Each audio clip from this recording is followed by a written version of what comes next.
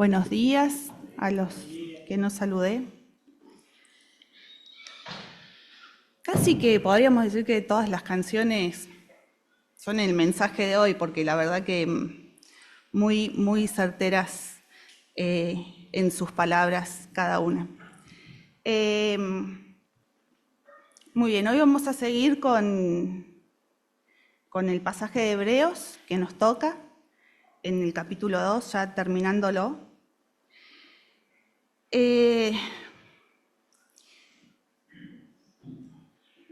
Siempre cuando tengo que preparar los mensajes es una semana complicada.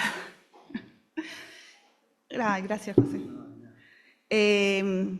Pero también las complicaciones que pueden surgir tienen mucho que ver con lo que uno está estudiando y uno está preparando, porque también es la forma de poder entenderlo o verlo de otra manera a lo que Dios nos está queriendo decir. Y les pregunto, arrancamos así con las preguntas. ¿Alguna vez sintieron que nadie entiende lo que les está pasando? Porque podemos estar rodeados de un montón de gente que nos ama, que nos quiere, con quien tenemos toda la confianza, pero muchas veces hay situaciones, hay dolores, hay distintas circunstancias que nos atraviesan, que son difíciles de explicar, y sentimos que por más que el otro esté al lado y nos diga un montón de cosas, no termina de entender lo que nosotros estamos pasando en ese momento. Y eso hace que a veces uno se sienta solo en algunas circunstancias, en algunas cosas. Pero, ¿qué pasaría si hubiese alguien que realmente entiende lo que nos pasa? Y no porque alguien cercano a nosotros que pasó por algo similar. Pues por más que sea alguien que haya experimentado algo parecido, quizás la comprensión no va a ser la misma, pero es alguien que nos puede entender y que no lo hace desde afuera, sino desde adentro, porque también lo vivió, lo experimentó. Y eso es lo que tiene el pasaje este de Hebreos, del capítulo 2, que vamos a tratar hoy del versículo 10 al versículo 18, que me parece que es un texto, más allá de que en el resto de la Biblia habla en otros momentos de esto, pero es uno de los pasajes más lindos para entender la humanidad de Dios y lo que hizo por nosotros. Porque nos muestra el por qué fue necesario que Jesús venga a la tierra, a pesar de ser el Salvador, que quizás podría haber encontrado otras formas de darnos ese acercamiento a Dios. Sin embargo, vino a la tierra como a hacerse de carne y hueso. Y hay un autor, Gregorio de Nacianzo, que dice: aquello que no se ha asumido no puede restaurarse.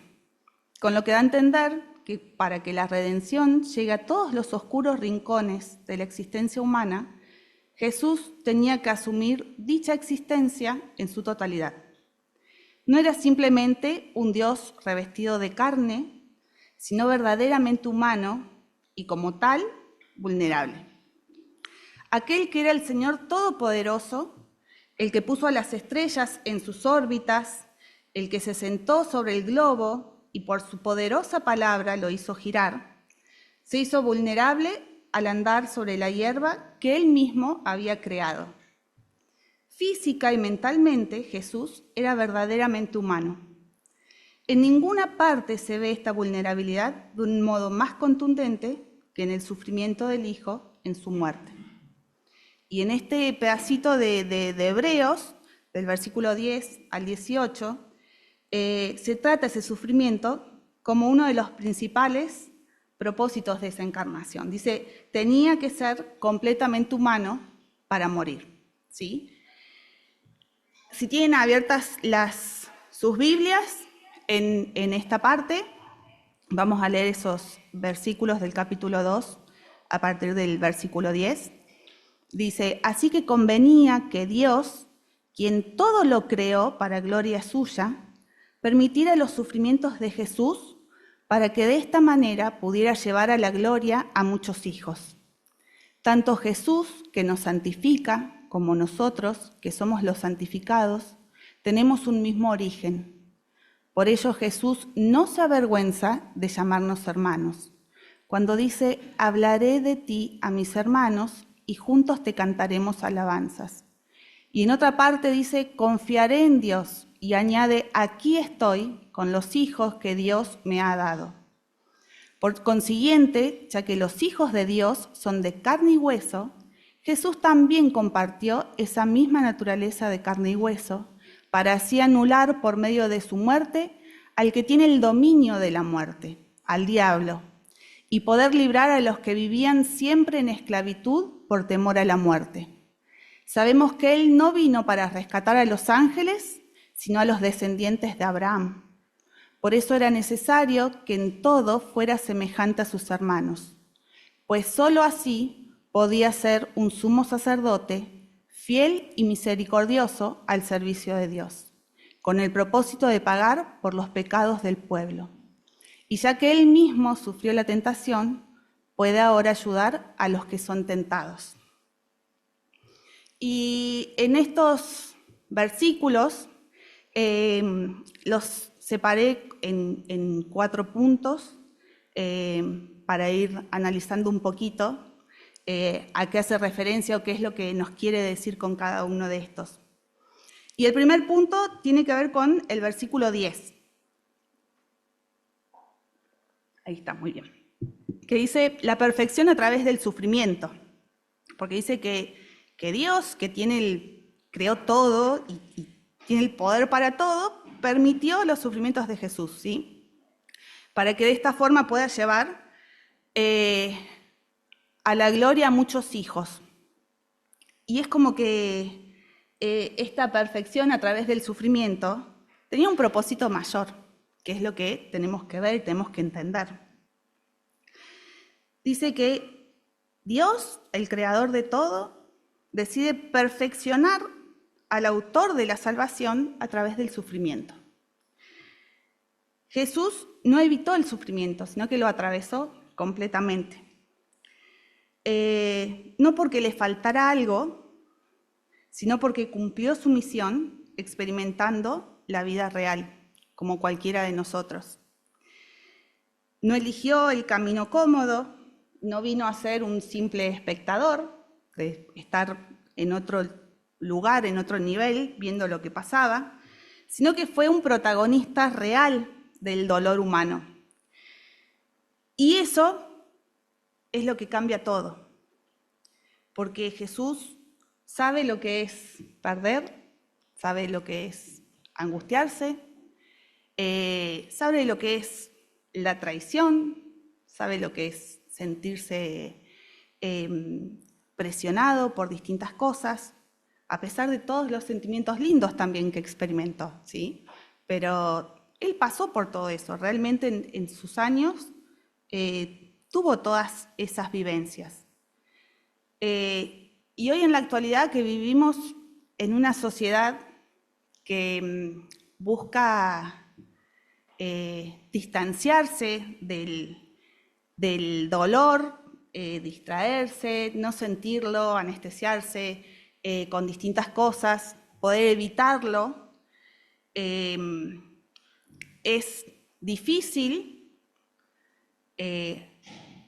querer afrontar lo que nos está pasando, hacernos dejar que ese dolor o ese sufrimiento por el que estamos pasando sea real, no tratar de ocultarlo como muchas veces podemos hacer. Y ahí es un poco de pensar en la situación de cada uno, ¿no? En qué es lo que nos está pasando o nos pasa o nos ha pasado, qué es lo que cada uno experimenta, qué es lo que siente. Siempre hay alguna cosita que nos genera alguna preocupación, alguna carga, y cuesta, como decía al principio, a veces podemos compartirlo con un hermano, con alguien con quien tenemos confianza para que esté orando, pero no terminamos de sentir de que realmente esa persona está experimentando o entiende lo que realmente nos pasa. Y este versículo, el versículo 10, hace referencia un poco a eso, de que Jesús sí nos entiende, sí sabe lo que nos está pasando. Porque Él no nos acompaña desde la teoría, sino que realmente lo experimentó en su paso por la tierra. Y todo lo que nosotros sentimos no es ignorado por Él. Porque aún en las cosas difíciles que nos tocan atravesar o en las cosas que nos preocupan, hay un propósito. Dios tiene un propósito. Y Dios está en control de eso que nos está sucediendo. Después sigue en el versículo 11 y 13, del 11 al 13, y habla de la identidad y de la familia. Más allá de que habla de hermanos, hace esta referencia de la familia y de que hay un vínculo que se establece entre Jesús, que dice que es el que nos santifica, con nosotros, que somos los santificados. Dice, a pesar de todo lo que somos, de nuestras fallas, nuestras equivocaciones, nuestras caídas, nuestras dudas, Jesús no se avergüenza de nosotros, no se avergüenza de mí, no se avergüenza de ninguno de ustedes, y nos llama hermanos, nos hace como parte de esa familia. No es que dice, bueno, me lo tengo que aguantar o lo tengo que tolerar porque es de la familia, ¿sí? Sino que realmente Él dice, es mi hermano, si no se avergüenza de hacernos parte. Y aún conociendo todo de nosotros,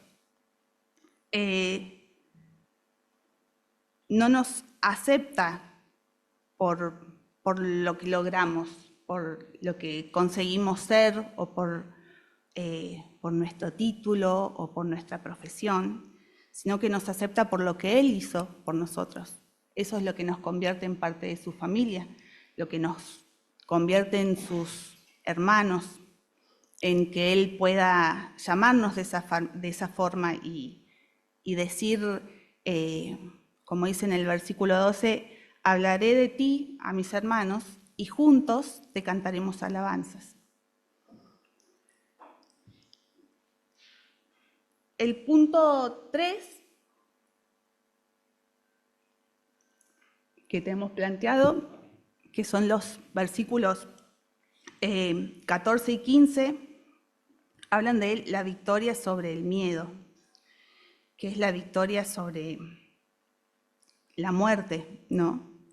Y acá lo plantea como, algunos autores lo dicen como una paradoja teológica, ¿sí? Porque es como una contradicción. Lo que plantea, porque dice que vence la muerte mediante la muerte, ¿sí? Entonces ahí es como que está esa cuestión. Sin embargo, ese poder vencer la muerte, ese tener el dominio sobre la muerte, es lo que constituye el núcleo de todo el Evangelio, es lo que nos acerca realmente a Dios y lo que nos hace ser parte de su familia. Y ahí está el verdadero significado del por qué vino a la tierra, por qué fue de carne y hueso como cualquiera de nosotros. Él tenía que tener ese cuerpo físico, ser como uno de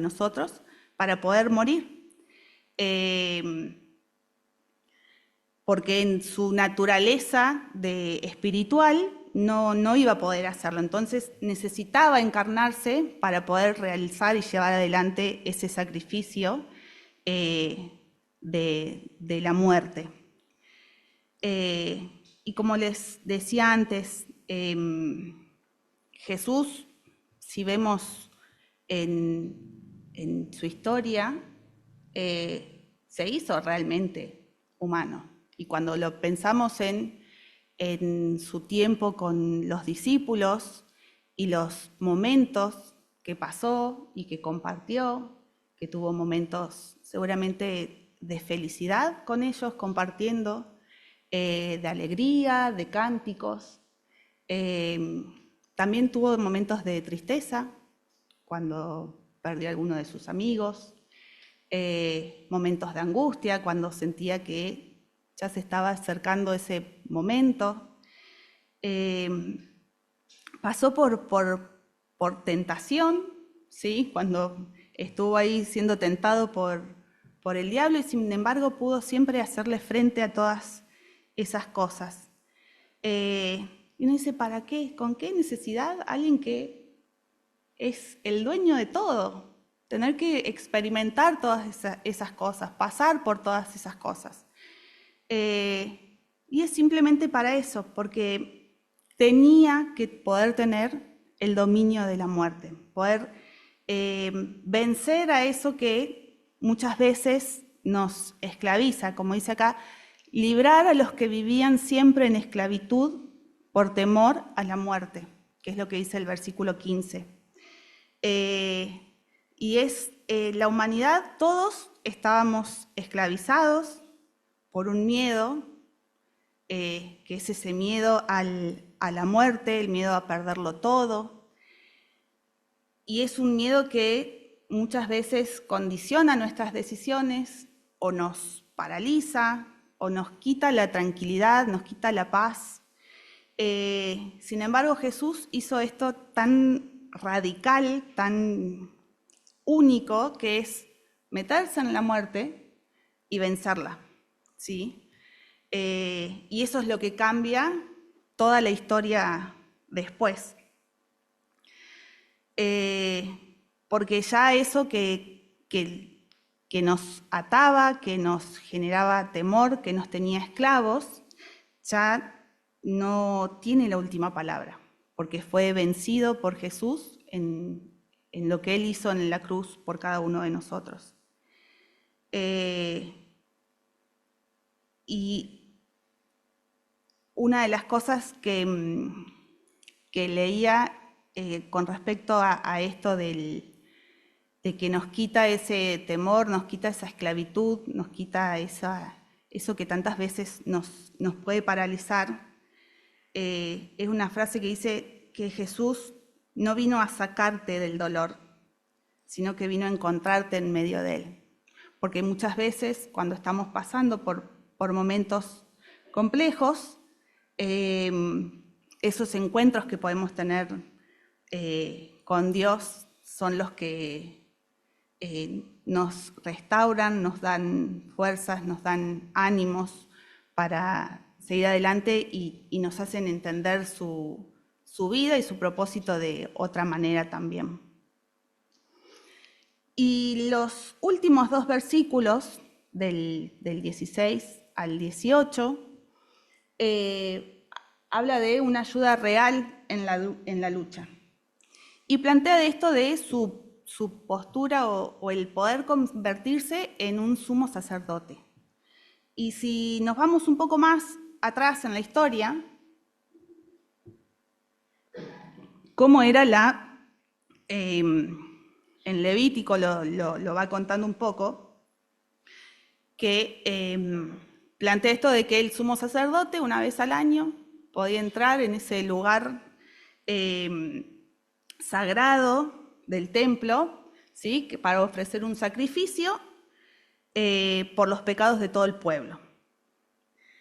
Y era el único que podía hacerlo. Cuando Jesús muere en la cruz, ¿qué es lo que pasa en el templo? Se rompe, se rasga el velo. Eso que separaba ese lugar especial, ese lugar sagrado del resto de la sociedad, se rompió. Y eso es como que la forma más ilustrativa de cómo Jesús se convierte en ese sumo sacerdote. Y quita eso de que, bueno, hay un intercesor, ya está. Es como que nos habilita que nosotros directamente podamos tener esa relación, porque esa barrera que existía antes ya no está, ya no existe, porque Dios la rompió. Y eso es lo que plantea dice, no viene a rescatar a los ángeles, viene a rescatar a los descendientes de Abraham, a cada uno de nosotros. Y después habla de esto, de que es un sumo sacerdote fiel y misericordioso, y son dos características tan especiales porque también nos hace entender que tiene una mirada especial sobre nosotros y que tiene una empatía por cada una de las cosas que nos sucede, porque realmente también nos entiende. Dice que él mismo sufrió la tentación y por eso puede ayudar a los que son tentados. Después, más adelante en Hebreos, en el capítulo 4, es como que lo vuelve a plantear a esto de que Él puede socorrernos, puede sacarnos de ese lugar, puede entendernos, porque también fue tentado, al igual que nosotros. Y esto nos muestra de que Jesús realmente nos puede ayudar cuando nosotros estamos pasando por un momento difícil, por una situación compleja. Es como que, porque Él también lo vivió, Él también lo experimentó. Entonces puede venir y sacarnos de ese lugar. Nos hace sentir de que quizás no estamos peleando solos la batalla que nos toque pelear, sino que Él está ahí, al lado nuestro, peleando junto a nosotros, dándonos las herramientas y las fuerzas que necesitamos. Porque su autoridad no viene solo por quién es, que es el Hijo de Dios, por su espíritu, sino también por todo lo que Él vivió, por todo lo que experimentó, por lo que hizo por cada uno de nosotros. Y Él no está desde un lugar alto mirando lo que hacemos o lo que nos pasa o lo que sentimos, sino que está ahí a la par, porque experimentó todas esas cosas, las sintió y es el que puede darnos respuesta muchas veces, a pesar de que a veces no lo entendemos o no lo sentimos o cuestionamos algunas cosas, pero saber de que de que Él tiene el poder para ayudarnos y tiene la empatía para entender desde otro lugar qué es lo que nos está pasando a cada uno de nosotros. Y todo esto que Él experimentó y todo lo que vivió y cómo fue realmente alguien de carne y hueso que vivió distintas situaciones y experimentó distintas cosas, es lo que permite que podamos hablar con Él con total sinceridad. Sí. Hay una historia hablando de esto que a mí me hizo mucho eco y dice que estaba caminando Jesús con un discípulo y tiene una prueba para el discípulo y de repente en ese caminar había dos vueltas y de repente hay una sola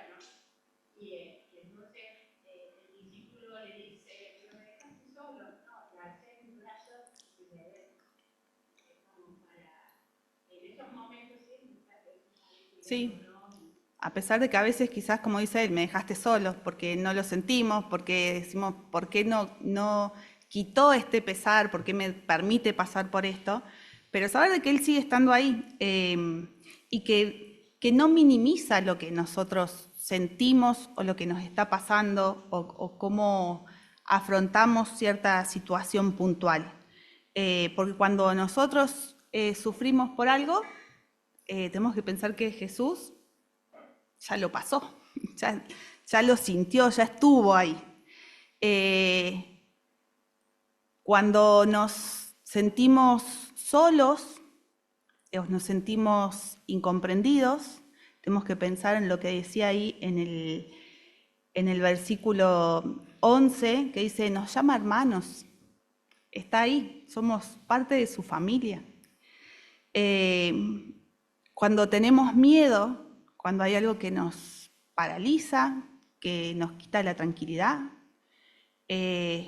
pensar en esto que acá dice que Él tuvo el dominio sobre la muerte, que nos vino a rescatar, que eso que nos tenía esclavizado, Él ya lo venció. Y está ahí para que realmente sepamos de que no es solo esta historia de que vino y murió en la cruz para salvarnos, para que podamos tener una relación, sino que realmente vivió y experimentó todo lo que a nosotros nos está pasando. No nos vino a salvar desde lejos, sino que realmente se metió en la historia de las personas y la vivió y la experimentó de una manera mucho más fuerte. Y hay un libro de Max Lucado que plantea este Jesús más real o más terrenal, lo saca de ese lugar que tenemos por ahí en las imágenes del Jesús rubio, de ojos claros, impecable, con la ropa siempre limpia, que uno dice, no hay forma, y lo pone real, de experimentar y que vivió realmente un montón de cosas. Y en un pedazo del texto este del libro dice, los ángeles observaban a María mientras le cambiaba el pañal a Dios. El universo contemplaba con asombro cómo el Todopoderoso aprendía a andar. Los niños jugaban en la calle con él. Y si el responsable de la sinagoga de Nazaret hubiera sabido quién estaba escuchando sus sermones, puede que Jesús tuviera espinillas, es posible que no tuviera oído musical, puede que una muchacha que vivía al final de la calle se hubiera enamorado de él, o viceversa. O puede que sus rodillas fueran huesudas. Una cosa es segura, aunque Jesús era totalmente divino, era también completamente humano. Durante 33 años sintió todo lo que tú y yo hemos sentido alguna vez. Se sintió débil, se cansó, tenía miedo al fracaso, se sentía atraído por las mujeres, quizás. Se resfrió, tenía eructos y olor corporal. Se sintió herido, sus pies se cansaban y le dolía la cabeza. Concebir a Jesús desde este punto de vista es, bueno, digamos que parece casi irreverente, ¿no? No nos gusta hacerlo. Es un ejercicio incómodo. Es mucho más fácil dejar la humanidad de Jesús fuera de la encarnación.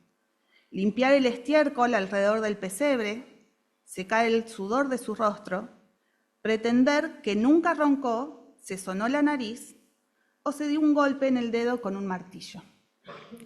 Y cuando leí esa parte, es como que todas las historias de Jesús, las empezamos a ver de otra forma, ¿no?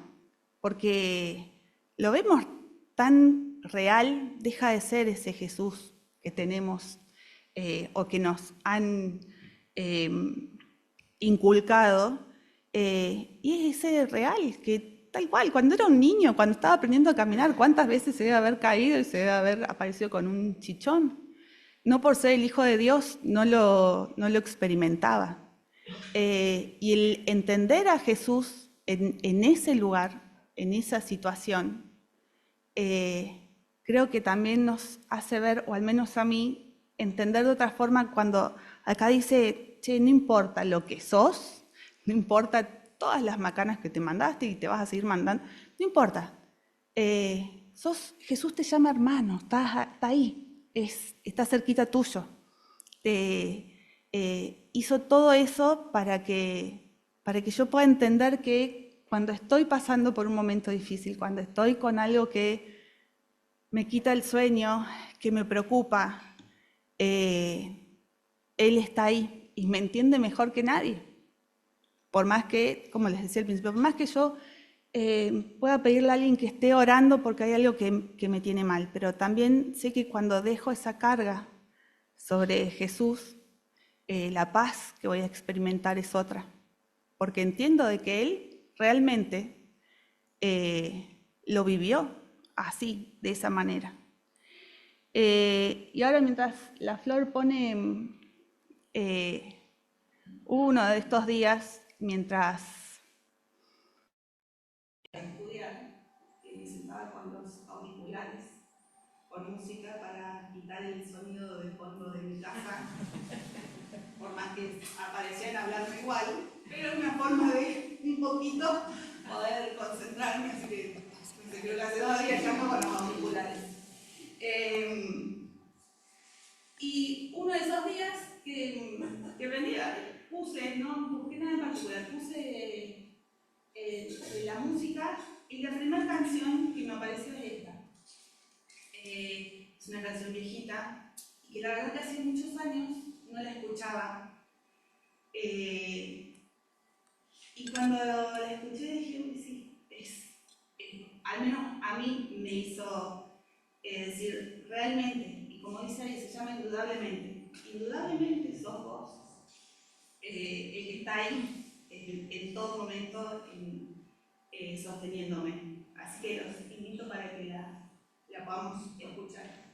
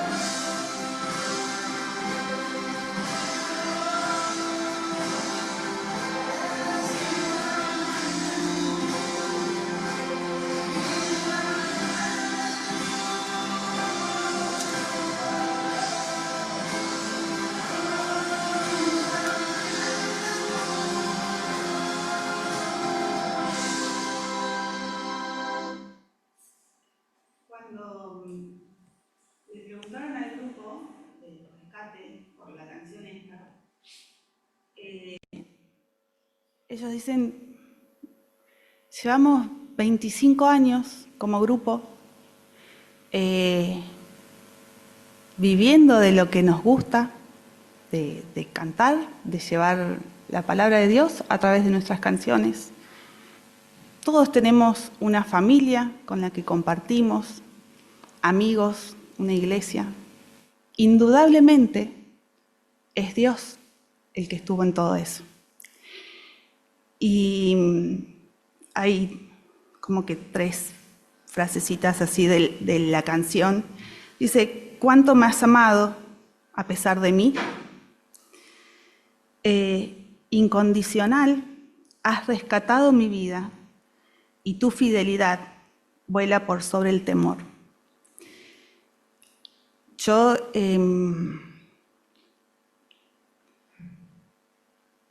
como les decía al principio, siempre que hay que preparar el mensaje, siempre hay algunas cuestiones que se complican durante la semana o los días previos.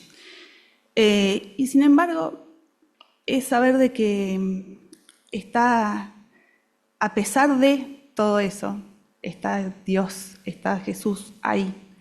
Y que a pesar de mí y de lo que soy, Él está ahí, que no importa lo que me esté pasando, no importa cuál es la carga que tengo, qué es lo que me está preocupando esta semana o lo que viene por delante esta semana, pero sé que eso que me estaba haciendo una carga en mi corazón, que me generaba preocupación, que lo puedo dejar por completo en las manos de Dios. Porque ¿qué más voy a cuestionar? ¿Qué le puedo cuestionar de todo lo que hizo? Fue alguien que realmente experimentó todo lo que yo estoy pasando. Y que me entiende mejor que nadie. Y que a pesar de que hay cosas que quizás preferiría no pasarlas, porque a nadie nos gusta pasar por momentos críticos, sé que Dios sigue teniendo el control y que es todo parte del plan y del propósito que Él tiene.